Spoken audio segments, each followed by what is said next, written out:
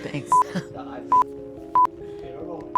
There were a lot more girls playing rock in the 90s, and now there's very, very few girls playing rock.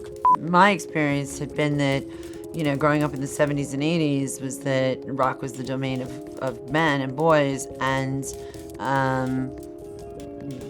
learned, you know, a lot of tricks and things that made it even the playing field. I couldn't have been more contrived about, okay, this is how I'm going to be a rock star. Record 1 will be this, record 2 will be that, record 3 will be this, record 4 will be that.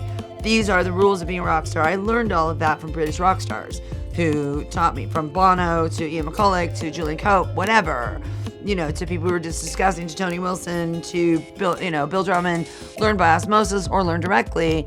I was mentored beautifully. I mean, I had the best sort of Zelig-like education in the 80s in Great Britain. You wouldn't even believe it. And then in Portland, Oregon, hung out with the rock groupies that were less post-punk and more about, you know, Cheap Trick would be like the edgiest they'd go, and then they'd like try and get backstage at Sammy Hagar, Van Halen, right? And I would hang out with them, and they loved me because I could talk my way backstage, had no breasts, was not considered sexual in any way, but I wanted to get back there to see why somebody like Sammy Hagar, who's like short and wears red leather, is a rock star and I'm not, and I'm, you know, a teenager at the time still. So in my formative years, instead of a proper education, I got the best education in rock and roll a person has probably ever had. One of my things I've always said is that a proper rock star starts at least one hairstyle in their career, at least one. You know, Nikki Sixx.